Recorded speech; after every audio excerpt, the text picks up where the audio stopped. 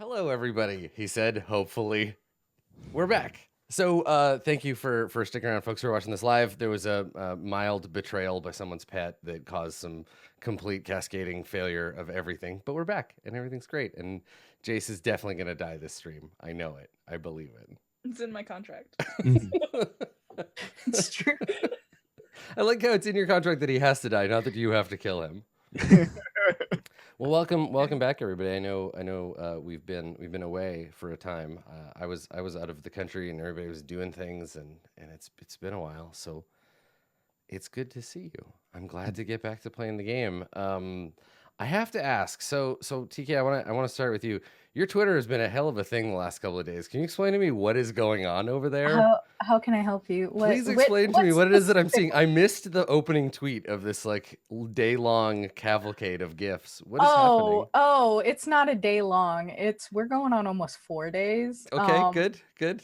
So I recently ended a season of a show that I was playing in on Friday, and I have never experienced anything even remotely similar to RPG Bleed before. So usually when I end shows, I'm just like, well, that's fucking over. Yeah. But like Friday, I was like, oh, I might not ever get to do this again. And that's feels bad. Feels bad, man. Yeah. So I decided to be a super creeper and watch the rest of the shows on the network of those friends that I was playing a game with. And at first I was flooding their Discord with my live tweets. But then I was like, maybe I should put this on Twitter and stop. And so I was so that's what it is. Right now I am watching May Black Roses Bloom, which is like a real grimdark Dragonlance game. Yeah, I saw something about Raceland and I was like, what is happening? Yeah. It's like it's kind of like Berserk, but set in Dragonlance, which everybody knows I love because Berserk is my absolute favorite anime, and I am watching it while watching that show. Nice. So like, yeah, it's basically my reactions to that. Unfortunately, I got too excited. It's multiple seasons in. So I watched the finale for like the latest finale they just did, which I believe is the second season finale. And I'm just sitting there going like, I don't know what's happening. And so now like it's kind of like, now it's at the point where I go back and I'm watching them in the correct order. And it's kind of like being that person who knows about the Red Wedding. And so when people are like, oh my God, it's Robb Stark and he's handsome and he's the hero we always wanted. And it's like, you could not have known. Even though like the only thing you know about it is the Red Wedding, like you know nothing else, but you still have like that like smugness. What? Arguably, I know the least about this series. That makes sense. That gives me some context because it's been very entertaining. But I'm like, Dragonlance, and you're watching something, and this is great. But yeah. But also, maybe you should take me off notifications. I was happy to be there. I don't know what you're talking about. Thank you. I usually do that for actual plays that I'm watching, just because I don't know. I love attention. What's the name of the series again? May Black Roses Bloom. May Black Roses Bloom. There you go. Yeah, and it's on Tales from the Grim. And they curate them on YouTube. So cool. Yeah. So I would not have thought to combine Dragonlance, which is like for the most part awesome. pretty like traditionally high fantasy with. Yeah. Well, it's Soth, Lord Soth. So, which is not a spoiler, it's in the first episode. But it's like very much like it's like when Black Roses Bloom, so it's like Lord Soth and everything. Didn't he get his ass sucked into Ravenloft for a while? Wasn't that like his thing? Yeah. Yeah, he was the Dark Lord of Sithicus, which might come up on Tail. I don't know. I'm not gonna plug 2 different shows for this show. I mean, this is the part where you can do that. We're talking about shit that we're into. Just taking notes. Yeah. So I never understood the timeline of that. So is this show before he goes on his exciting journey to Ravenloft, or does he come back to Dragonlance? I just remember him being like a cool guy with a tin can for a head. Yeah. So this show, I don't know if it's post escaping Sithicus. Oh, so he does get away and he comes home to Dragonlance. Yeah, but I don't know if it's post yet because like Lorana is still around and stuff like that. Like it's I don't know a lot about Dragonlance beyond the like original 3 or 4 books. Mostly because what's her name? Caramon and Raceland's sister did nothing wrong. So yeah, I once I discovered lawful evil is the way to go. Once I discovered the Forgotten Realms as a child, I kind of like stopped reading Dragonlance because I wasn't allowed to buy that many books. They were like, you can have one. And I was like, well, I guess I'll read these ones instead of those ones. But yeah, there was I read the Raceland and all that. Well, there's always the movie. Get out of here. Your time is done. We're moving on. No, I signed a contract. How was PAX, Carlos? PAX was fun. I like conventions for a short period of time. Yeah, yeah. And PAX is like 18 days long now. I think that's it goes right up to Gen Con. Yeah. Carlos is still there, actually. Yeah, good. Thanks for yeah. PAX Extended. I don't know if you guys have been to PAX Extended before. Yeah. But it's like sleepaway camp. But it smells worse. But yeah, no. Yeah, I was at PAX. I like going to conventions. It can be a little draining when you're just like, yeah, I'm an introvert, I'm indoors a lot. And I have like these big bursts of energy when I'm around people, but it fades and drains very quickly. So I can do like one solid day and then it starts to like cut in half every day after that. Yeah. But yeah, it's a lot of fun. Saw a lot of cool people. Yeah, you guys got to do a live episode of Rivals, right? Rivals, yeah, we got to do a live episode, which was really cool because the first episode of Rivals that we ever played was live, and then we had our season 3 finale, which was also live. So hopefully season 4 will. And this was live. Like you had an audience, like there was a live in studio audience there. Now, does your audience do the same thing that like the AC Inc. ones do, where they just like yell shit at you while you're playing? No. Okay. Oh God, no. Right, because that's the one thing I've talked to various like casts that I've been a part of about like doing live shows and having audiences, and I'm always like, I just don't want people YouTube commenting at us while we're playing, like in a live environment, people just shouting like, use magic missile, because I couldn't handle that. I don't think I could. Oh, that's what they do. Oh yeah, there's a lot of that. There's a lot of like shouting catchphrases and yeah. Oh no, thank you. No, I for many years, and that would be horrible. You would get kicked out of a show for doing that. I mean, if it's maybe like a really intimate thing and like you're using audience participation, then maybe. But do they use audience participation? I don't think so. I think it's also just like a lot of people too. It's more like a Rocky Horror type situation. There's a lot of shouting. Rollout specifically ask for audience participation, but like AC Inc. and C Team, I don't believe explicitly ask for it. It just happens. Yeah, that's a little too much. No, they just enjoy the show. yeah.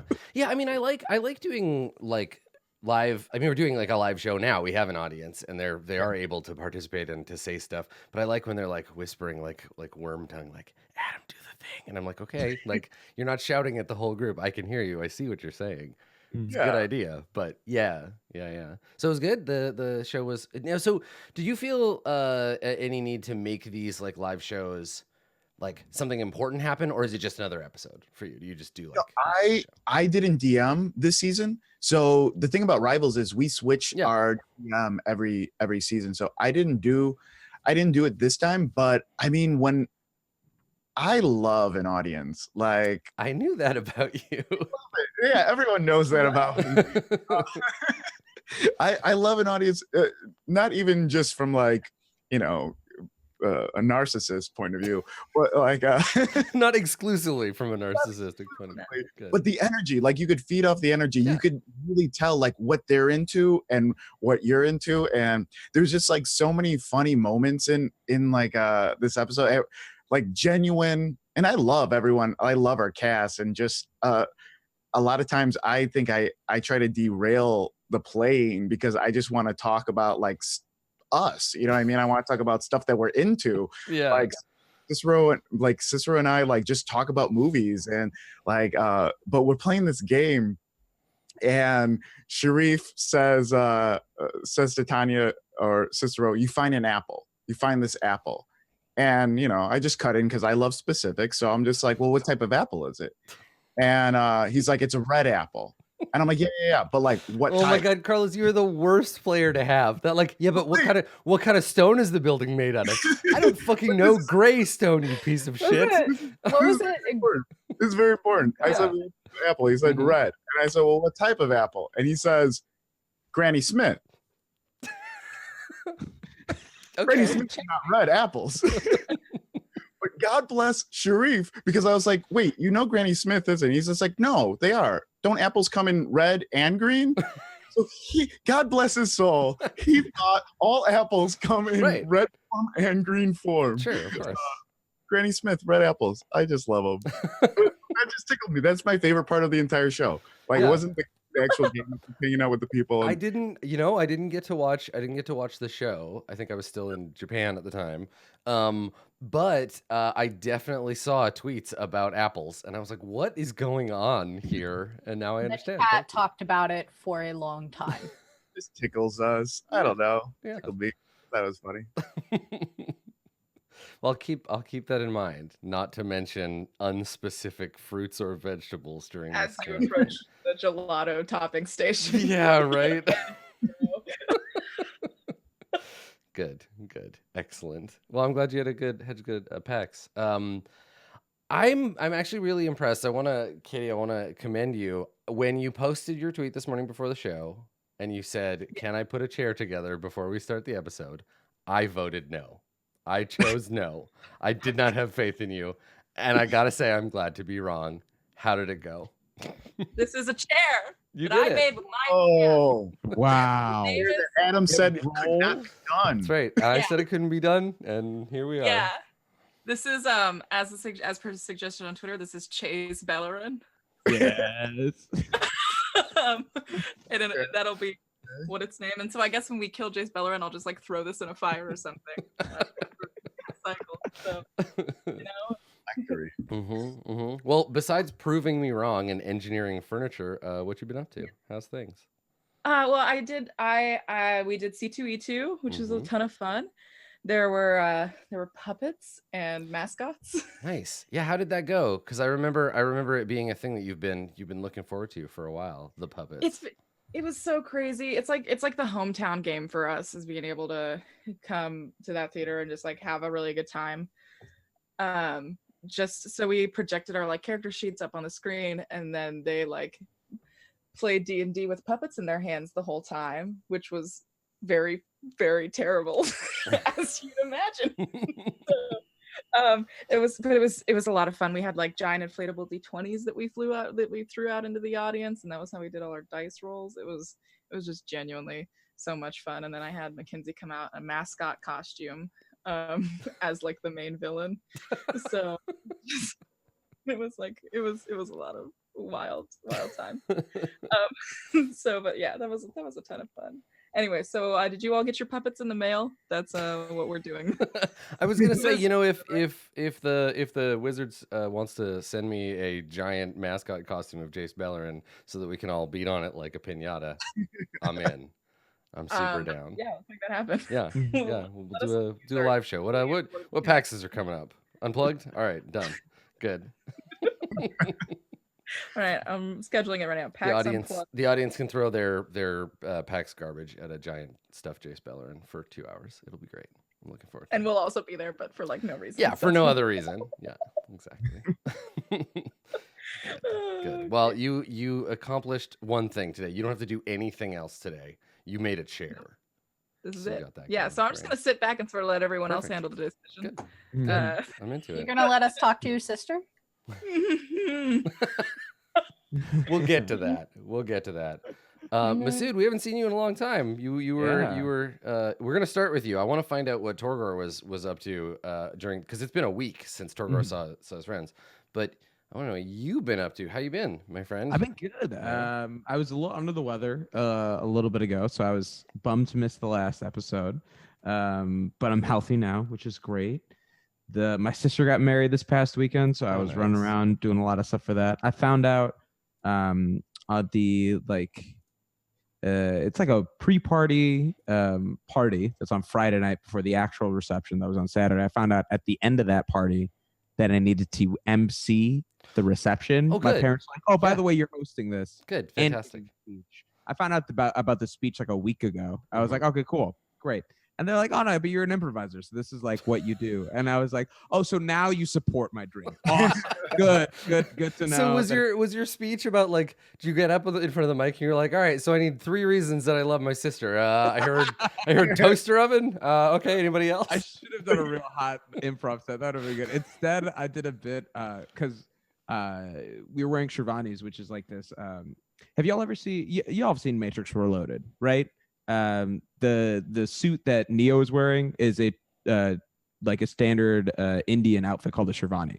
And so ours weren't black; they were cream colored. But I kept saying my now brother-in-law looked like the Bollywood ripoff version of the Matrix Reloaded that they shot. And that got some good laughs. Okay, and then I made fun of one of my bald cousins, who's honestly looked like Morpheus since he was 22 because he went bald at 22. And that was also a bunch of good jokes. And then I did a bit where in Urdu being like an uncle being like, "Is he still talking about Matrix? Like it's not even Matrix 1, the better one about plot. It was like 2, which is only CGI, which is like little kid shit. It's fine." I feel like when you describe the Bollywood ripoff of the Matrix Reloaded, I'm like, that sounds better, and I want to see that. The fighting would have been more intense and a little more unbelievable. I love how this story, Masood talks about his sister getting married, but only talks about his set. Only Yeah. Let me. Anyways, I made this joke. Yeah, listen, we don't know. I really think he's got legs, guys. I think I'm gonna try and Yeah. put it in a different environment. We don't know here. We don't know her. We're here to support Masood. Okay, we don't know this lady. Congratulations for getting married, but like, I want to hear about the jokes. The main set was so both my parents are doctors and my sister's a doctor. So I was like, thank you for like succeeding so well, so I could fail miserably. So like that was kind of like the like thesis point of the speech, and it was beautiful. I edited it with a very cheesy line, but like, moments of conflict always turn towards one another, and moments of victory always towards one another. Like this whole thing. Yeah. And then I was like, oh, that's very sweet. And then I was like, okay, I'm out. And they're like, I had to immediately go back to emceeing things, and they were both looking at the table like, we wanted to give you a hug. That was so sweet. I was like, I can't. I have this job that I'm doing right now. Yeah, you can't hug me. You made me do this job. I have to run this wedding. I didn't eat. They ate at their wedding. I didn't eat at their wedding. That was the most upsetting thing. Yeah, you're not the guest. You're talent, and you don't get access to craft services until the whole production is done. That's the worst part. Shameful. Well, I'm sure you did a fantastic job. Well, thank you. I'll take it up with the booking agent, my dad. That's right. Yeah. Excellent. Well, I'm very glad to have you back with us. I'm pumped to be back. So before we get into the actual playing of the thing, where I interrogate Torgor about what he's been up to for a week, I want to talk about experience, because I owe all y'all an experience system for this game, and we had talked at the very beginning about how like milestones were an option, and there was some other stuff that we could do, and it didn't really like fit, and then I got into a conversation on Twitter about D&D and experience and what D&D rewards players for, and it was tied into a conversation that that Katie and I had over Twitter about character interaction in the game and kind of what we wanted to get out of it. And I wanted to talk to y'all about a proposal for doing experience in this campaign.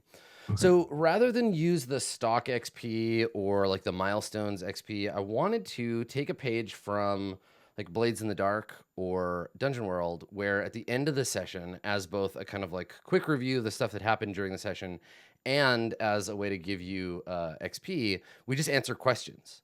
So at the end of the session, and these are the 4 that I came up with, and we can talk a little bit about if we want to shift or change these. But this is my proposed thing to say, this is what this campaign is about, because I want to reward you guys for playing to theme and like exploring the stuff that we want to explore in the game. So I figured these are the four questions that we can ask at the end of the session. So for each character, we'll answer these kind of individually. Some of them, everyone will apply them. Some of them, just an individual might. So did you learn something about Jace Beleren, his conspirators or servants, right? Big part of the game. Finding out things about Jace that you can use against him. So you'd get XP if you did that. Did you express a unique aspect of your class, race, or background? So do we get to see something cool about being a minotaur or being a fighter or being a goblin or being a circus performer or your connection to your guild that way? So did you express a unique aspect of your class, race, or background? Did you express your connection to your guild in a meaningful way? And I was thinking about this one as separate because it's Ravnica, and in Ravnica, nothing is more important than the guild that you belong to. So did you show that like you're struggling to be a good Is It League member, or did we get to see how you interacted with another member of the Golgari? Did somebody like look down on you because you were being proud of being part of the Rakdos, right? Like I want to reward you guys for that. And then last, did your alignment complicate your character's life in an interesting way? So did you do something during the session where you're like, well, I'm chaotic neutral and I did a chaotic neutral thing, and maybe the smart thing would have been not to do that, but I did it. And I want to be able to reward you for that, because alignment is one of those things that like it's kind of mushy in games. And I want to be able to give you points basically for doing that thing. And I figured we can talk about pacing too, but the idea is that you get one point for each yes on this thing, and then once you have a certain number of points, then you just go up a level. And I was thinking probably like 4 plus your current level as the number. So like right now, you would take two sessions if you answered like all 4 this session and then all 4 next. Then you would spend that much XP and then start earning again, and then you would need 7 to get to the next level. Right. What do we think? I don't want to just be like, this is the system we're using, because that's not my job. I'm the DM, but I don't get to just decide these things. How's that feel? Those questions sound good? Do we want to adjust them slightly? What do you think? I like the questions that you chose. It seems a lot of it is very much so like rewarding the player for playing the game that we're playing. Because it is espionage. It is a little scampy. It's this new world, and like leaning into that choice, I think also feels like the characters are also leaning into that world themselves. So yeah, I dig it. Yeah, I dig it too. Yeah, thoughts, TK? Yeah, I'm I feel like it's a good middle ground between battle XP and milestone XP, because milestone XP makes sense when everybody has a general idea of where the story is going and what like major plot points should happen to make you level up. But this is good for a story that's essentially more of a mystery, an espionage type story. So yeah, and that's the thing is like with milestones, like I could tell you like you're gonna get a level when this happens, but I would rather let you determine how you go about this. And that first point, that did you learn something about Jace Beleren and his conspirators or servants? Like that's, you can do it however you want. And in this case, like learning something advantageous about Zlatek Ironclad will get you that point. And right now it's low level stuff, but as we get further in the campaign and you start getting closer to Jace himself, you'll still get XP for that particular thing. And then it lets you pick the stuff that you want to focus on today for the other experience. And all you have to do is just like have a moment where you express those other things. And everybody's not going to get all 4 every single time. Sure. But I figured it'll give everybody a little room to kind of track that stuff. So well, and it gives us a little bit of direction too. Exactly. Because yeah, well, and that's the thing. The questions are me saying this is what I'm interested in making a part of the game. And then you can kind of fill in, like I'm asking the questions and then you're giving me the answers, right? Yeah. Yeah. As opposed to us just murdering everyone that. Yeah. But I mean, for TAC, being murdered. But for TAC, you might get experience for doing the murder thing, because alignment, right? Connection to your guild, expressing a unique aspect of your class, race, or background. Like all of those things are murder. Murder could be a way to express also maybe those. growth. So like maybe exactly. maybe the character should grow outside of the murder shell. Exactly. So you have that opportunity to be like, well, I won't, but yeah, but you could. Exactly. And you'd get rewarded for either growing in that way or not. Well, then hell, I'm not gonna grow them if it's other way. Right. Wait, is murder still on the table? Yeah, it sounds like murder's absolutely on top. Well, of the now it's not. Yeah, now it's not so much about what you murder as why you are murdering them. Mm. Right? We're really getting into Strategic murder. the meaningful. Well, there are a bunch of baby kobolds, and God damn it! No, I would not kill the baby kobolds. I know I did it just for a callback. That Yeah. I was. It's good. I- It's good stuff. Yeah. Okay, cool. Well, let's take it. We'll take it for a spin. We'll see how the pacing is and see how that feels as we go. And we can always change those questions if our interests in the campaign change, right? If the focus changes. Cool. Okay, cool. So Torgor, you have been absent from your co-conspirators for just over a week. We took a week of downtime because they were all too poor to buy disguises. I'll let them explain that to you later. But I want to give you a chance. I want to give Torgor a chance to have a sort of a solo scene. You can take a week of downtime and choose one of the downtime activities. So I'll get that going. But what was it that took Torgor away from his, I was gonna say friends, so I don't want to make that call for you. Yeah. It's mainly losing to Furkettle in the like fighting pits. Like it was his old rival beat him again. And like he's just like been taking and then lost the group of Boros goblins, and it's like should be doing better, really like doubting himself, and he's like, I need to take some time. So he spent the week ideally in my mind working with his animals.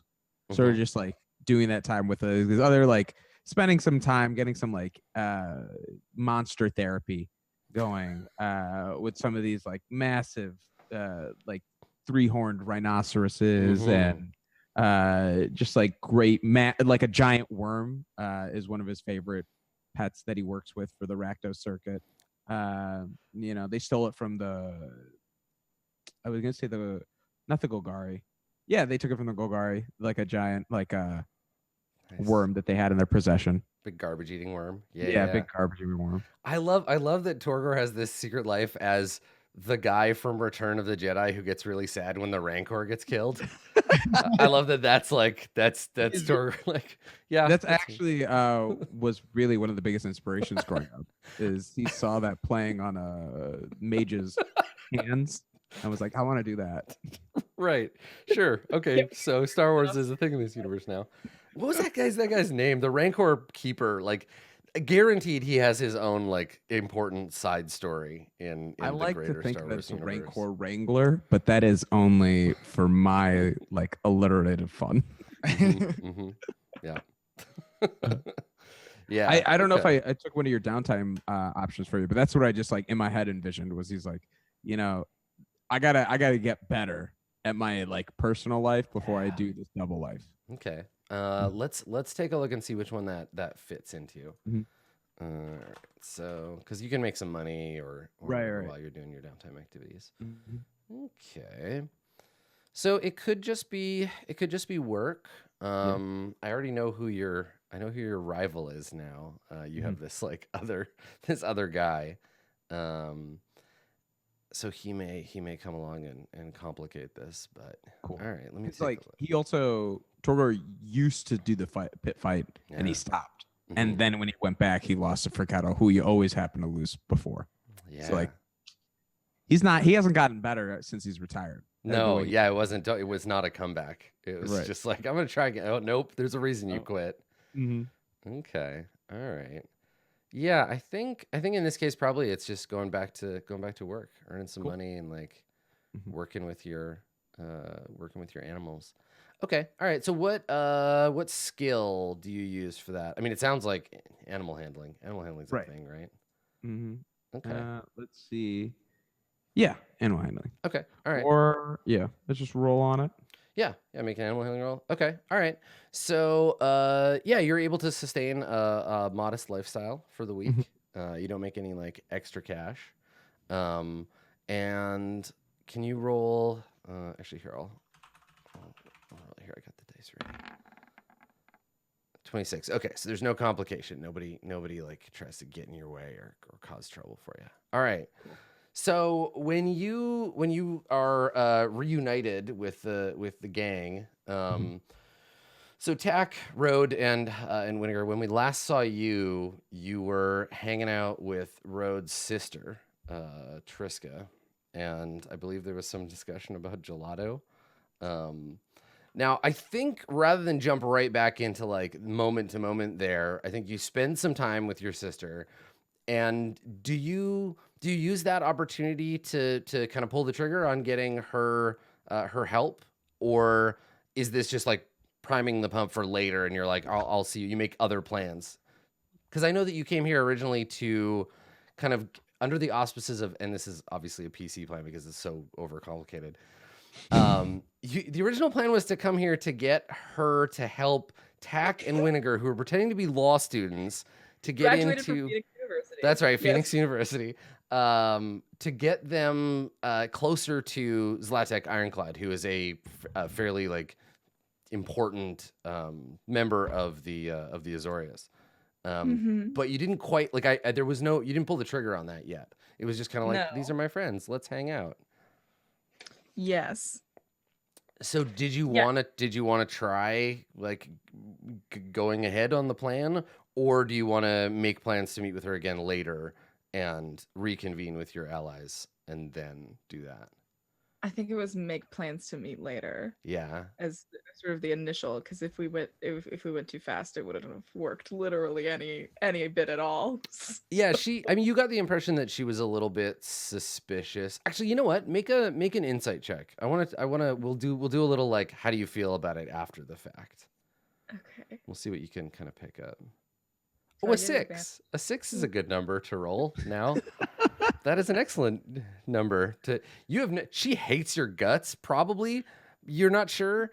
You're just filling in all of the gaps with your own insecurity. So I'm going to let you tell me, what do you think that she thought about that? Oh yeah, it probably didn't go well at all. I probably just relived a lot of childhood trauma, just like second to second. I think that there was a lot of I definitely probably leaned too hard on the alibi.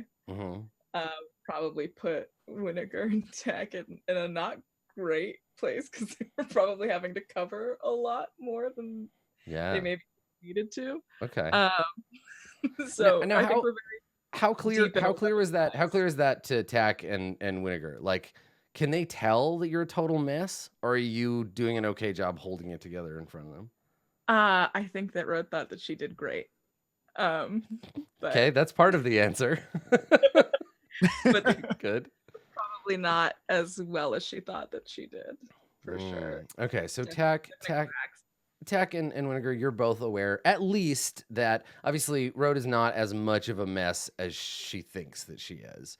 But it is clear to both of you that Rode is shaken by this interaction with Triska. Even though Triska is just being like polite and like a little bit cold. Yeah, Rode is having has had a real hard time with this. And I think the three of you, you've gone your separate ways from Triska. You're still in Precinct 1, right? You're still in the vicinity of the Azorius building. We can still kind of see people coming and going. And I think you've just said goodbye. And there's like an awkward kind of side hug between Rode and Triska before Triska's like, I really got to get back to work. You know, we shouldn't, don't wait so long to get in touch with me again. And then, you know, we'll get dinner or something. And she leaves. And so, yeah, Rode, you and Winnegar and Tack are all out in the street outside in Precinct 1. It's like late afternoon. And yeah, it's clear to the two of you that this maybe didn't go the way that Rode expected or had hoped. Hey, Rode. Hi. So,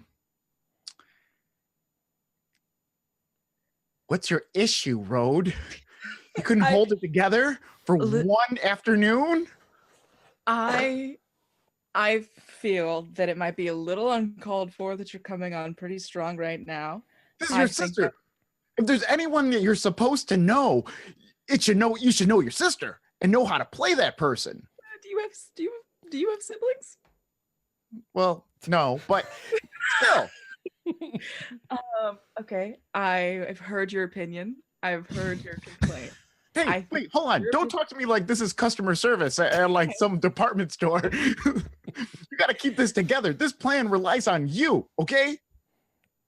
Yeah, you're right. You're right. Oh, really? I really wasn't expecting anyone to tell me I was right, so I actually don't know what to do with that right now. Oh man, How much Don't get- gelato has Whitaker had? he's just like, He hopped up on buzzing. sugar. He's just Well, like you guys, buzzing. didn't you guys split one?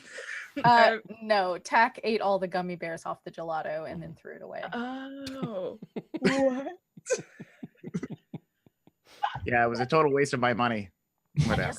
I just like it when they're frozen. I guess that's understandable. Yeah.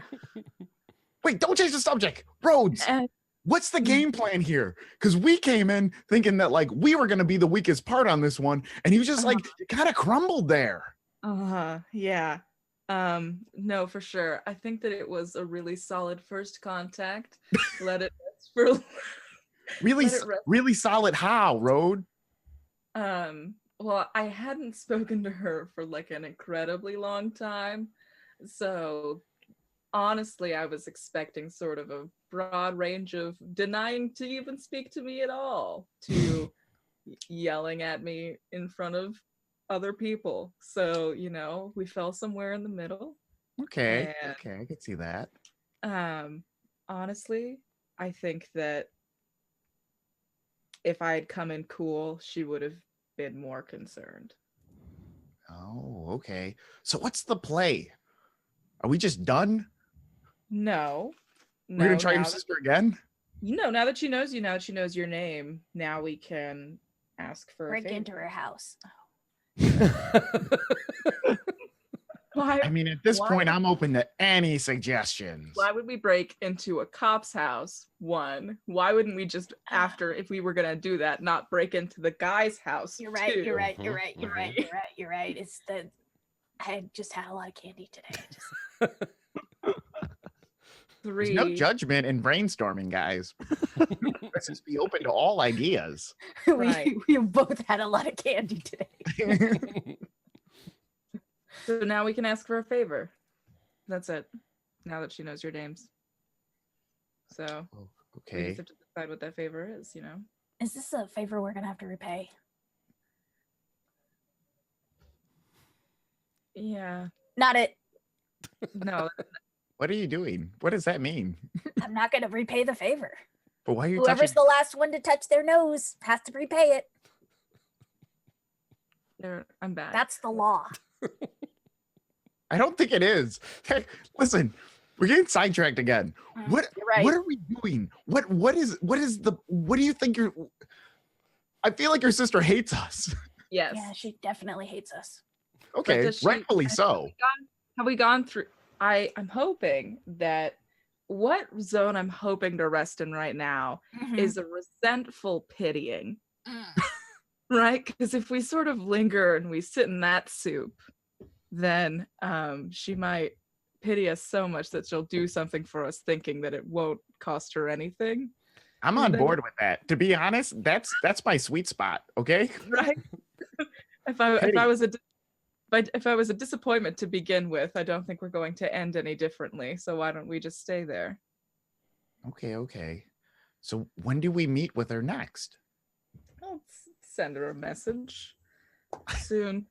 Or we can just, I don't know, show up. If we could find out if there was an event that the two of them would be. Wait. Send her a message or like Oh. send her a message? Ray Tack Yeah, is like, already send her a thinking about message. a It's horse's like, head send to her a cut message. off. Whose head do we have to cut off? I Well, need to know. These are important. So I think that's a good point, Rode. The idea that you wanna be like, you want there to be some kind of event that they're both gonna attend. Yeah, I'd love to try and find something like that out. Yeah. There's absolutely, I'm gonna say yes to that for sure. Because there's nothing better for PCs looking to commit a crime than putting a ton of cops all in one place. So Hell There's a yes, crime. that's my sweet spot. We yeah, weren't asked to do a crime. We were asked to make a friend, and I want that to be. friends are crime. So Oh, look, this poster says the policeman's ball is tonight. yeah, Oh and my god! Look at that. right? No, and I'm totally okay with that kind of coincidence. It's not a ball. It is it's a there's a like a dinner that is being held to honor a member of the Azorius Senate who has been recently like promoted for all of his hard work in keeping Ravnica safe. There is a Harry Potter style like animated image that you see on a poster where there's this guy, and he looks to you a bit like he might be a Vidalcan, but there's something about him like something that's not quite right. He seems like a bit funny to you, Winnegar. Everybody else, you just see a Vidalcan on this poster. And at a glance, this guy looks very serious. He's wearing an Azorius uniform. And the picture is it's one of those kind of like promotional like images where there's like flash bulbs or whatever going off. And he's like shaking someone off camera's hand, but not smiling, just looking serious. And then he looks right at the camera and kind of makes a serious face like, and then it loops back again. Is he kissing a baby? No. This is the kind of guy who you would not give your baby to. He would just be like, ugh, get this thing away from me. I wouldn't give my baby to almost anyone, but yeah. That's true, right? Why are people giving away their babies? No, don't give your baby to a politician, especially. Does he have a face that makes it look like he would eat a baby if given one? I mean, that's really you're gonna have to get a better look at this guy. But yeah, investigation. The image is black and white. I say he looks like a Vidalcan because he has some of the facial features of a Vidalcan, and you do notice he does have the 6 fingers. But only you notice something funny about him, and you can't quite place what it is. If you get a better look at him in person, you might have a chance.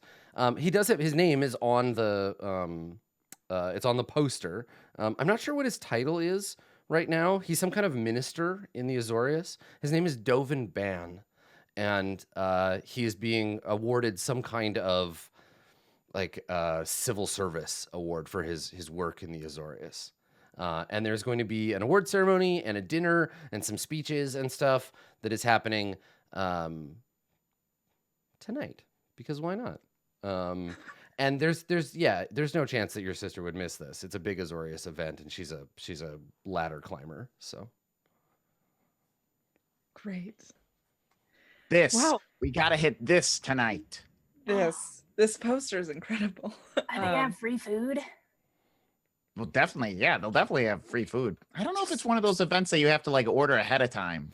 Oh yeah, what if we have to like order plates? So there's a public and a private part of this event, right? There's the like the policeman's dinner or whatever, where all the members of the Azorius gather and they all shake hands and meet, and that's the fancy important part. And then there's the award ceremony bit where everyone is allowed to gather in the plaza, and that's a public event because it's being held in the 10th. We just swipe on the light brochure. Yeah. Exactly. Oh yeah, it's open to the public. Yeah. Okay. All right. So let's get into this. So do we go there and hang out with, all the other plebes, or do we try to like sneak in? We can try.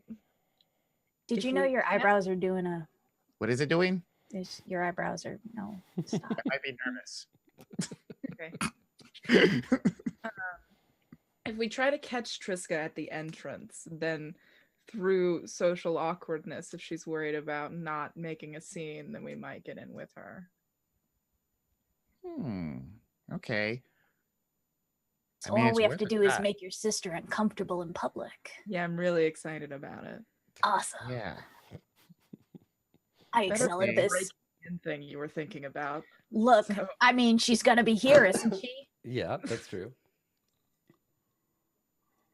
I say it's worth a shot. Yeah, we should break it. Okay. Oh No. no, you're right. Sorry, it just got crimes on the brain. All right. Well. So what do you want to do? What do you want to do to prepare for that? You have several hours. You can go and meet up with Torgor, and maybe go to the host in the shell to touch base. Yeah, right. Like, well, so this is the thing. Host in the Shell is in a different neighborhood right now. It's still in. We haven't brought it over here because it's we're doing stealth mission right now. But yeah, you could send a message to Torgor and be like, hey, we need you, buddy. We're doing. Yeah, this I'm sure thing. it was like we already were like, meet up after this meeting we have. Mm-hmm. we couldn't get you formal clothes in time. Sorry, bud. It's hard to find miniature sizes. I get it. Mhm. Nah, it's fine. Mine has snap buttons in the back, so you could try mine on. It's fine. You can wear it like a glove. That'd be fun. Stick it like the thermals. So, I mean, you have enough money left over, I think, from your week of working to like rent like a hotel room or something in this district. It's gonna be expensive. It's gonna be like a full Xeno for a night, but you could use that as a base if you need somewhere to like reconnoiter and rest up before you go. Or if each of you have any like individual stuff that you want to plan on for this mission, you could kind of break and do that and then reconvene at the beginning of the ceremony. It's like a group meeting, right? So everyone's on the same page. Yeah, do you want to do that? Should we cut to that? So who's gonna pay for this room if that's where you want to do it, or do you want to just like have it in a coffee shop somewhere? How public do you want your little group meetup to be? How much would it be? A room big enough for 4 people is gonna be like three gold, 3 Xenos. Ugh. Pay for it, I'll Ugh. pay for it. Oh, thank goodness. Okay. I'll throw in some. Yeah. I was afraid I'd have to like make that sound for a really long time. You're right. Everybody, it's like reverse rolling initiative. Everybody's reaching for their wallet, and it's the person that reaches for it slowest that wins. Jack's just like, I didn't bring mine. Sorry. Okay. All right. So Torgor, you were given you receive a message letting you know that your friends are, and maybe I don't know what your reaction to this is, but they give you an address that you recognize as being in Precinct 1, which is a really rich precinct. That's where the Vizkopa Bank is. Like Orzova is in that district. It's rich. The Chamber of the Guildpact is there. It's very, very fancy. And they're like, yeah, we're at this hotel here. We've got a room. Come and meet us. I think I wrote that. I think I wrote that message, and I also think I wrote the words "blend in," and Okay. I underlined it twice. Yeah, not a popular district for the Rakdos unless they're on like a prank pulling mission, right? Sometimes a bunch of Rakdos will go to Precinct 1 just to like cause as much trouble as possible and then bail before the cops get there. Oh, so I know the good times. I know the good places in Precinct 1. So with that, I also think Torgor wants to fit in, and so he puts on the Orzov ring that Tax stole on their mission a while ago. It's like, okay, this will blend in. I got a pinky ring now. That's I got a big. pinky ring. Sure will. And that is it. He's like, yeah, that does it. Okay, nice. It's a good disguise. Did Subtle. you leave your Rakdos makeup on? Oh no! I was with the animals, so no makeup today. Okay. Yeah, Torgor is like a backstage guy now. Yeah. He used to be a big performer, but now he's Backstage. stage I was- crew. One I was day he'll just be up front imagining. and center with his loot, but he's not good enough yet. As we've seen so far. Yeah. Okay. All right. So let's follow Torgor into Precinct 1. So Torgor, you pass through the gate into this precinct, and this is your first sort of on camera view of it. It's getting later. It's like late afternoon. So there's still lots of people in the streets. I'm imagining it being like kind of like the like bright, well lit, lots of greenery, but like potted plant greenery, not like natural growth, right? Everything here is very tailored to look nice. Wide streets for pedestrian traffic. Like a clean kind of downtown in a European city that gets a lot of tourists. So there are street performers, but again, very like quietly playing like Spanish guitar kind of street performers, not jugglers or knife throwers or what you might be used to in the Rakdos. And I don't think you don't get any like looks particularly for being a Minotaur. There are other Minotaurs in this area. But I'm curious, how is Torgor dressed? You said that you didn't change your outfit for the trip. Are you walking around like armed and wearing armor, or? Oh no. Just like in the simple leather vest and his like outfit with, I think, just his rapier at his hip. Yeah. Okay. Yeah. Cool. All right, yeah. So you're heading towards this this thing, and as we saw in the last episode, but Torgor hasn't seen these before. You see a group of Azorius arresters, and they're not like running to arrest somebody. They're not. They're on duty, so they're in uniform. They have their batons, and they're they're walking down the street, but they're accompanied by a strange like creature or machine or something. I found some art for this thing since the last time we played.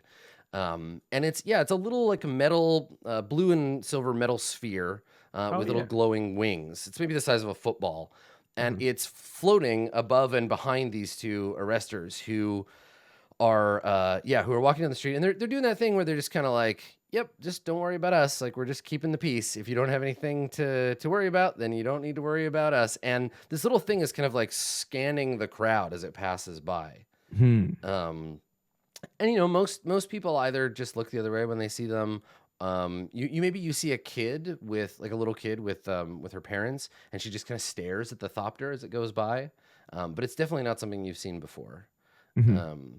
Now, as they approach, do you make any effort to like avoid them, or do you just try to like play it cool? Do you feel nervous at all? Like what? So I see it like kind of scanning people as it's moving. Yeah. Okay. I would say Torgor would try to not draw attention to him, but still like see if he can not run into their path along his way. Yeah, just kind of like casually maybe, change cross the street okay. gently. Yeah. All right. Yeah. Well, like I said, you're there's no reason for them to be suspicious of you, so they don't even notice. They don't look like they're looking for someone particularly. Sure. But the presence of this arcano-mechanical thing is unusual. And then you find your way to this fancy hotel that the group are staying in. So meanwhile, while Torgor is on the way, what are the other three of you doing? You've got this room. It's very fancy. There's a continental breakfast in the morning. I don't know what continent it's from because the whole planet is a continent, but you know what? There's a precinctal breakfast. And so you're in this room. Or have you like set up and then gone off to do other things? Tack's gonna stay in the room. Okay. Tack, would you like to order room service? Is there a mini bar? Yeah, there definitely is a mini bar. But it's a regular size bar for you. Thank you. Yeah. This is the first time Tack feels appreciated. It's like, oh man, these candy bars are just my size. Yeah, you can eat like 6 of them now. I can eat 6 candy bars. To my name. Well, here's the thing, because I also think Road left to go get formal wear, so she's definitely gone. Yeah. Good job leaving the kid in the room. It's gonna look like Home Alone 2 in here. Okay. If they got cans of Ready Whip, the Ready Whip's all over the walls. It's bad. Vinegar walks into the room wearing the bathrobe, like the white fluffy bathrobe, and he sees Tack just like chowing down on some candy bars, like, have some class, Tack. Act like you've been somewhere, and he like jumps on the bed. Tack's gonna look at Vinegar and look back at the like mini bar and be like, hey, do you want to see how much champagne we can put in the hot tub?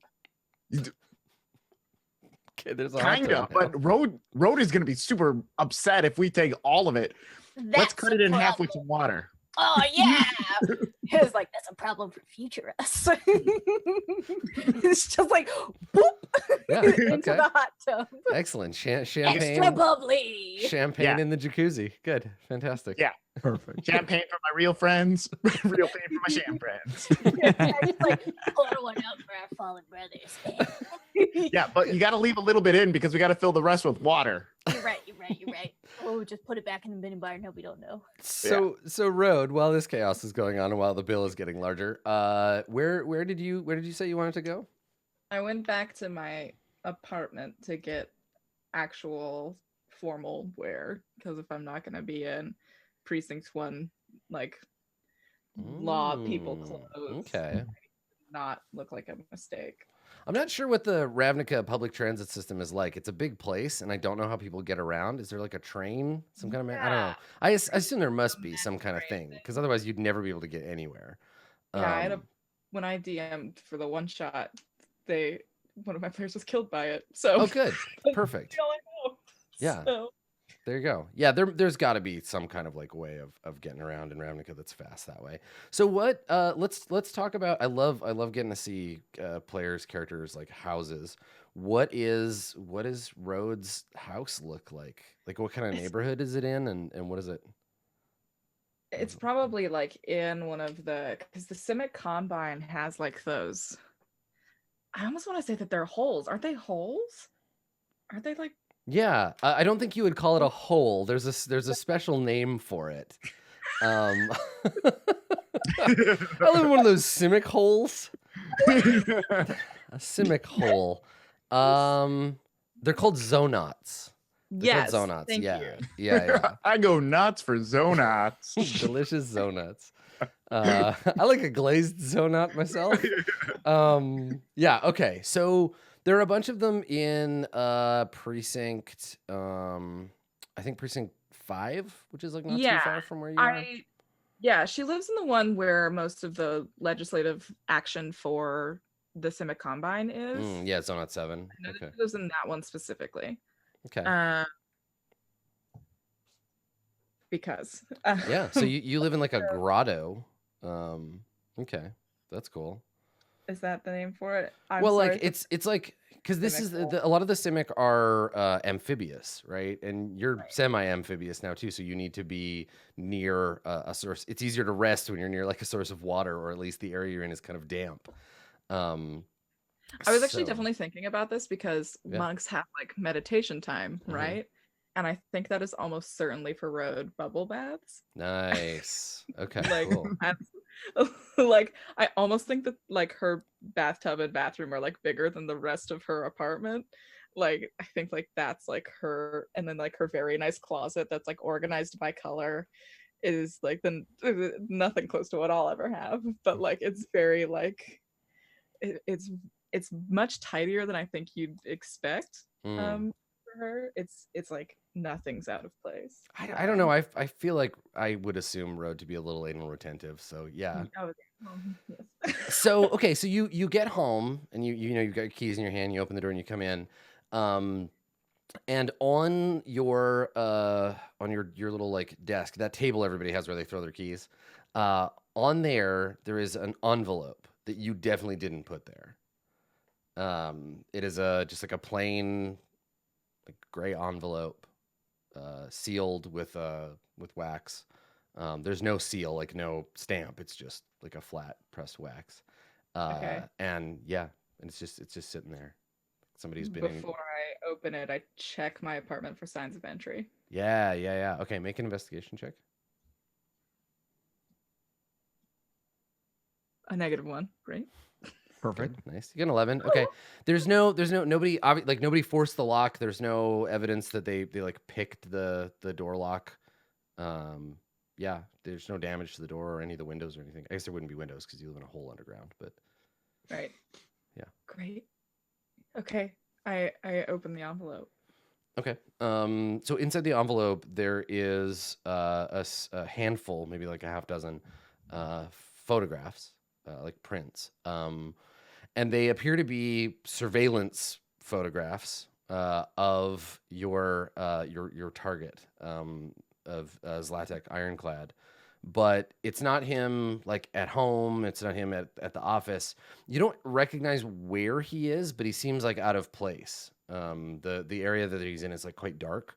And he looks like he's having an argument with someone who is also human, looks a little younger than him. They're definitely related. And the person that he's arguing with is dressed kind of like Winnegar.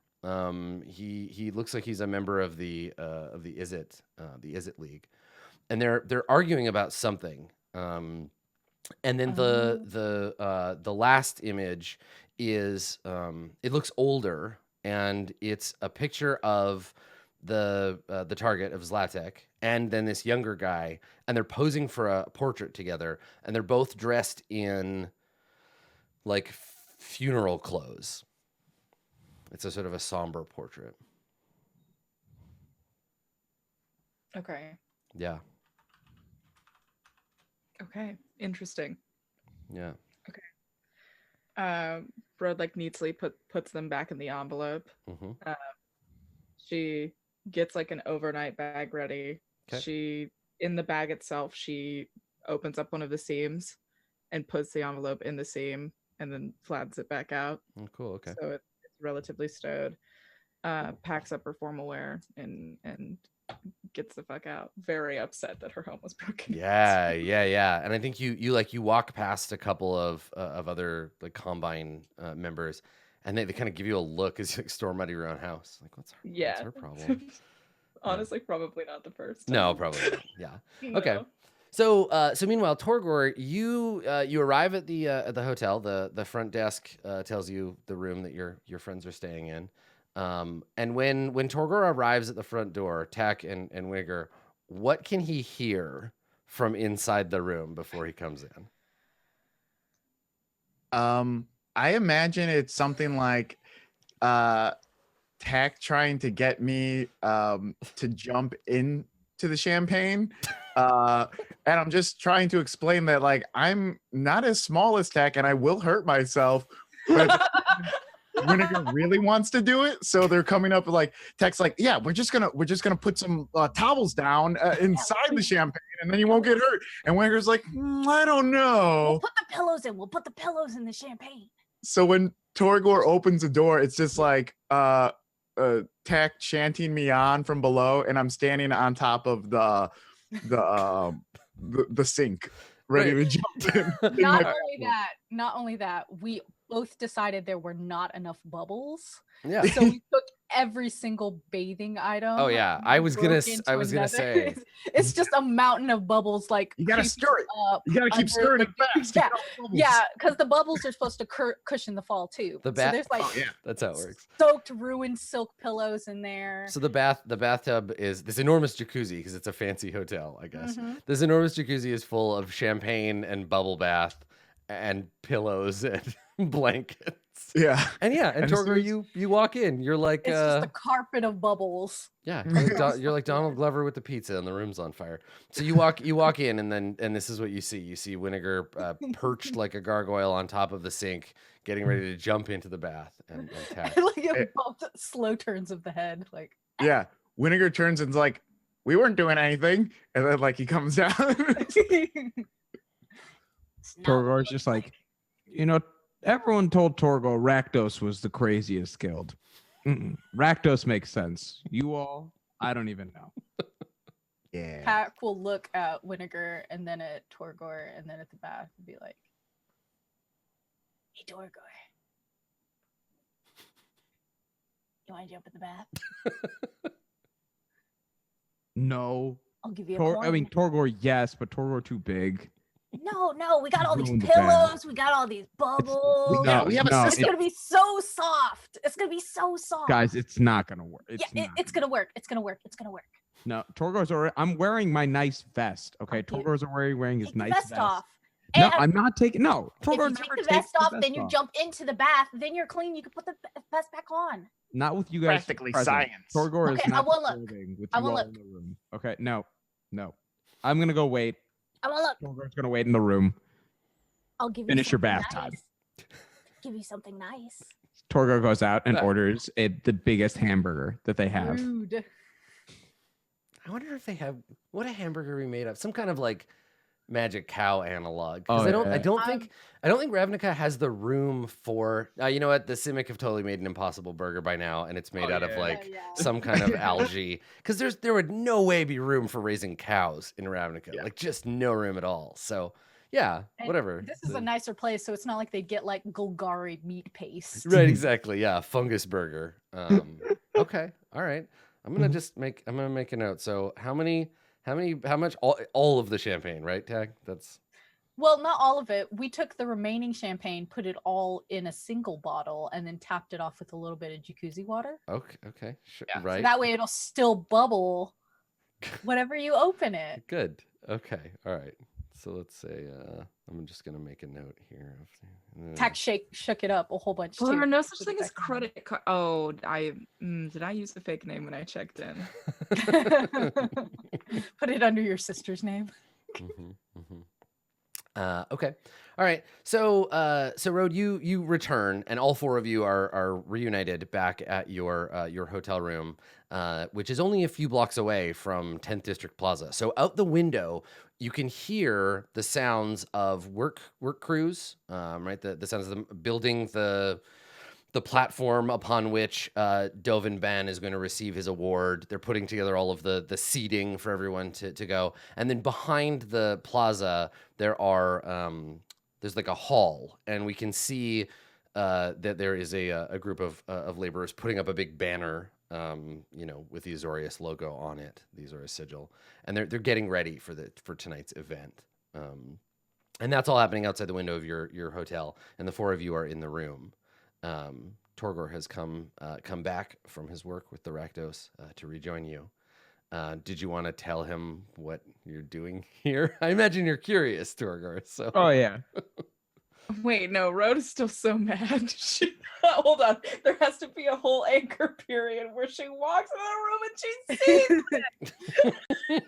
sees. Yeah, I think after like Torgor chastised them, Tak would have taken the duvet and just like draped it over the jacuzzi and then closed the bathroom door. I see Tak solves problems the same way that I do. I just don't want to think about this. Just it's gone. It doesn't matter now. Push it under the bed. Okay, so how perceptible is it that you've massively fucked this up? I mean, let's roll for it. That's the game. The game gives us these tools. I'm gonna tell you right now, super perceptible. How perceptive are you? Yeah, right. So Tak, why don't you make a deception roll? Make it with dexterity instead of charisma. Oh, no. Make a deception roll. You're fairly dexterous. You're pretty good at lying with your hands. I don't know how to do that with. I think you have to just roll. I don't think it prompts on the sheet, so I think you just roll a d20 and add your slash in the chat down here. So instead of taking away 3, we will be adding, or instead of taking away 2, we will be adding 3. Yeah. So you can just roll it like normal, and then we'll look. So the d20 roll was a 9, so you'd be adding 3 instead, right? So yeah, so it'd be a 12. Okay. All right. So the difficulty's 12. So Road, make Tak thinks it looks great. Yeah, it's slightly above average by like 1. Road, make a perception check. Yes. Looks fine. The room's like a little bit messy, but Road, you have no idea that under the jacuzzi cover there is a percolating mess of bubble bath and champagne. Road And doesn't even also notice the that. pillows from the bed. Yeah. Road doesn't even notice that Tak had put makeup on Winnegar, and Winnegar's just like doing this, like they had like a makeup thing, like they put on the face mask, so he still has like mask on him. He's just like peeling off a Biore strip from his nose, from his non-existent nose. But gets mad because it's like, oh, Torgor, you ordered room service? Come on, guy. Yeah, I mean Torgor is eating probably the best burger he's ever had. Ooh, Yeah. centaur meat, so tasty. Oh man, when they open up that mini bar, they're gonna be so mad. It's filled with jacuzzi water and just like rolled up toilet strips that have just been like pushed back into the candy wrappers. Fantastic. All right, yeah, Road's too into her fucking own self that she probably. Well, doesn't- yeah, and I mean exactly. Somebody broke into your house, right? And so there is that underlying. You're probably distracted by that. So yeah, you maybe don't notice the chaos that. Probably not. All right. Hey, Road. So, we were just telling Torgor what transpired today with your sister, and trying to fill him in on trying to figure out the best way to go about today's meeting or chance encounter with your sister, and what to expect. Yeah, and have you shown Torgor the packet that the Rose sent you? I think I would have mentioned it, but I think Road has it. Yeah, I think Road. Yeah. Probably. It's in the seam of. Right. I think she definitely hides the things inside the seams of all of her bags. So she probably definitely has her. Oh my God, what is the name of it? I've forgotten the name of her purse. What is the? Yeah, your fancy purse. My fancy purse. I've forgotten the name. Oh no, I'll figure it out. But it's in her fancy purse. Okay. So she definitely like pulls the file out and hands it to Torgor. And then she kind of like takes a second and like breathes very heavily at her overnight bag. Mm-hmm. and then just like unzips it and then goes into the seam and is like, so my house was broken into. What? Oh. And this was on the desk. And I hand over the envelope. Okay. I hand it to Winnegar specifically. I give Winnegar the envelope. Okay.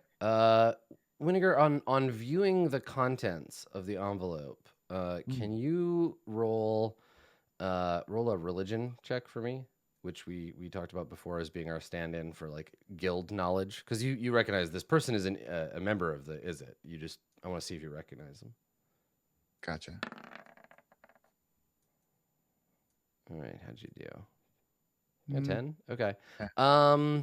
Yeah, you don't recognize them specifically, but yeah, they're definitely like it's legit. It's not a costume or a disguise or whatever. Like they're a member of the league. And maybe if you took the picture back to work and we're like, who is this person, and asked around, but off the top of your head you don't recognize them.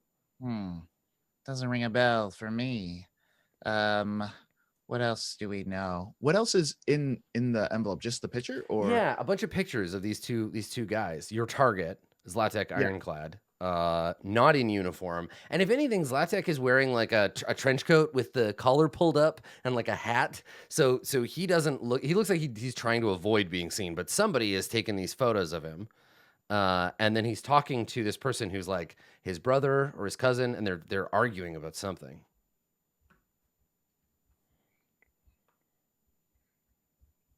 would we know like where to find this? That's going to be at the ball. You think is it Latek that far up in the? Yeah. Oh yeah. This is an Azorius, like an event. Yeah. And I think that while you don't know anything about this Dovin ban, he seems important, and you imagine this would be the kind of event that somebody like Zlatek Ironclad would want to show up to. Gotcha. Okay, guys. I think we have a classic Kansas City shuffle here. Sure. I don't even know what that is. Of course you don't know what that is. I just made it up right now. Listen.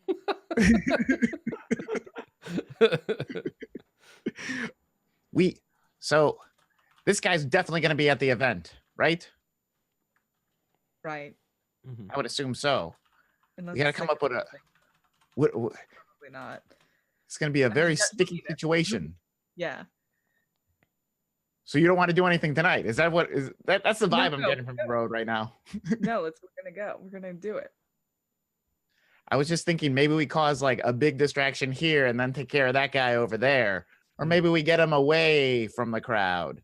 If you need a distraction, Torgor's been working on some new singles that he could play for the party. New singles. Now, Yeah. what are we talking about? Are we talking about some hot jams? Or are we talking about some slow? No. They're a lot about loss and picking yourself back up from falling down. Torgor's been really trying to get into his more emotional side, a little more folky, bluegrass influence. Oh, you're recording only on. You're only recorded on tape. I take it. No. Digital. Nothing's recorded yet. Still want to keep it live only. I mean, like you could buy magical recordings of like musicians. I think that's like totally a thing. We've talked a little bit before about how Ravnica is pretty anachronistic, right? So like musicians could record like a magical like music box of their songs or whatever. When you said singles, I thought like hot singles in your precinct, not like music singles. You're like, I got some singles I could introduce them to. We could, but okay, the guitar thing works too. Yep. So if there's one thing I know about super powerful, rich, dumb people is that they love exclusive stuff. They like being in places that no one else can go or get to. So maybe we have an after party right here. I've never thrown a party. I like it. I get a panic. I get the plan, right? It's like a secret hotel room after party. Yeah. After the yep, sure. And then we call that the honey pot. where I'm from. Yep. Guys, I'm making up all these sayings right now. You're really on a roll. To kill him there, then have him come all the way back here, and then take him away. Because if we're throwing a party, Torgor imagines there has to be other people. Oh, in this, so Torgor, it can't we're just not. be a party of 5. We're can't not stress killing this enough. anybody this time. No murder. Mm-mm. What? Road says we're No, not ma'am. allowed to murder anybody this Yeah. time. I asked too. I wanted to know why too, but Road is Wow. very insistent. You joke as if that's not our exact orders. Technically, because technically your orders from the Rose are to surveil this guy, understand what his connection to the Peacock is, and then report back. The next orders might be, okay, now kill him, but you don't want to get ahead of yourself in case the next orders are like, cool, be nice to him and be his friend. I mean, I have fucked up many times with the Rose's orders. That's true. That's true. Wouldn't be the first. And as you can see, there are clearly no consequences to that. This That's time. not something you should say. Yeah. It's like poking the bear. She's not here. Why are you gonna snitch on me? Then, Snitch. well, if we're just gonna surveil, We're not allowed to kill him. Torgor wonders, does he have any information at this event? Will we know anything from, or we have to wait for him to leave? See, that's what I thought. Maybe just like getting him alone, maybe doing some one-on-one conversations, get him drunk, maybe like loosen those lips. Mm-hmm. Mm-hmm. That's probably the exact sound that Road makes. Mm-hmm. So yeah, it's kind of the getting in the doors thing that we all need to be as a team, as as a cohesive group of peoples try to do right now. So obviously that's leverage. We just don't know what kind. I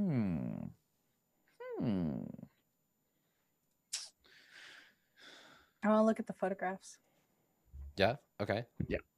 Let's take a gander of the photographs and the layout of the event, the space.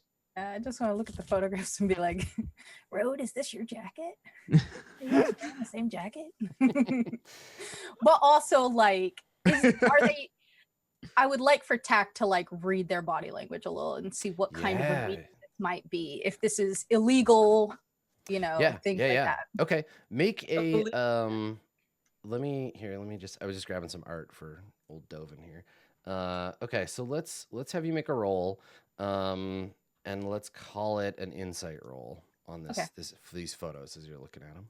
Ooh, that -1. Here we go. 8. Okay. Looks illegal. Yeah, I mean, maybe. Yeah, it could be illegal. Mm-hmm. Well, could be a drug deal. Could be dating. Yeah. You don't. Human body language is confusing to you. Neither of them are biting each other, so there's that. You don't. Yeah, like if it was if one of them was an elf or a goblin, you'd be okay. But yeah, gross humans. Oh, none of us are humans, so I can totally say that. It's fine. yes, yeah, we can. Everybody just like gives like a knowing nod. Yeah, this is absolutely a safe place to talk shit about humans. It's okay. Yeah, Tech does one of these. Humans. That's right. It's okay. Making fun of humans is punching up. It's all right. Yeah. But we all do the POC nod. We're like, yeah.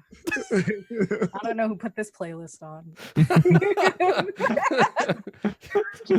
Playlist.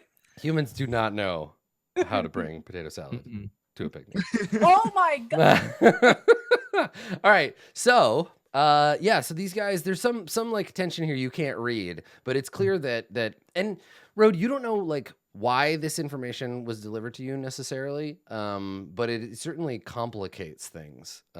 You don't know whether this is like someone helping you or they're trying to mislead you or what, but you have more information and there's this connection between these people, but you don't know. It's like who are they? What's their deal?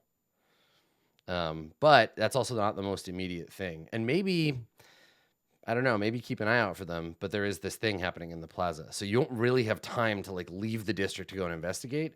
Though, Winnegar, you have a pretty good idea where like this person could be found, right? You know where you could ask around. So it's added a new thread in the investigation. But for now, let's talk about what the plan is for the party tonight. Now you're allowed to go, obviously, to the public part of it. You can just go and hang out. But if you want to get into the hall where they're actually doing the sort of police person's dinner, that'll be different because you have to fake being members of the Azorius or friends of or get on the list. Torgor suggests, why don't we lift Dovin in the transition? So as one thing ends, they'll still be waiting for him at the other place where we take his carriage or take his ride, just sort of take his mode of transport. So Dovin is actually not the target of the investigation. Oh, sorry. Yeah, Zlatek Ironclad. Dovin is like bigger and more important than Zlatek. Like Dovin's the reason everybody's getting together. Right. But Zlatek is your target. But yes, the same thing like applies if you want to try to snag him. But again, revealing yourselves, you're going to want to make that choice intentionally, right? Like when you decide to be like, haha, then, you know, the jig will be up, so to speak. Let's set some realistic expectations about what we want out of the night. I think that one conversation with this dude where we don't immediately make ourselves would be counted as a very, very large win. That's true. Right? That's all we gotta do. Get in one conversation. That's it. In which we don't come off as weirdos. Oh no! Wait, hold on. We're adding that to the list. This feels like super complex now. Yeah. No, I'm gonna add something to it. If we go to this party, you're gonna have to act like a person that people are going to want to get to know. Okay, So, but get to know to make fun of, or get to know to like be ashamed of? What are we talking about? Getting to know? I need people to think that you are cooler than those people. Okay. Whittaker, I know that you have it in you. Wow. Yeah. Torgor is like, wow. I guess Tech and I are just gonna wait in the hotel room. Well, No. realistically, I should be part of this conversation because it's never gonna happen. Okay, well, actually, I don't know why you're selling yourself so short. You were the one who sort of pulled your alibi together earlier in the day. Yeah. So I don't. Torgor, you're just showing up, so I have no notes or feedback right now. Didn't know this was going to be an employee review. No negative comments. Good to know. None meets expectations. So I think that first and foremost, we just need to believe that we can do this, right? Yeah. Mm-hmm. I believe I am cool. I am fresh. I am what's lit. Mm-hmm. Oh yeah, I am Winnegar. You are my friend. Oh, there's Winnegar sitting alone at the cafeteria. I really want to hang out with him now. Winnegar's not even looking into a mirror. He's just looking directly into Roots' face. Just like, oh boy. Okay, so what do you think we do? We go down to this plaza. We try to find we try to find Road's sister. We try to invite this guy to a hotel room or a party. No, we're not doing that. That's not the plan. Unless you're literally trying to honeypot him, in which case not. Well, I was just thinking like, okay, so we're just gonna go up to him and talk to him. I hope I don't mess this up. Yeah, we are complicating a very simple message. Okay, I'm with you. Yeah, I don't think So we should bring anybody back to this room. It could compromise the mission. are we? And tackle like towards the bathroom. Oh yeah. But Tech, do you think we should bring some champagne?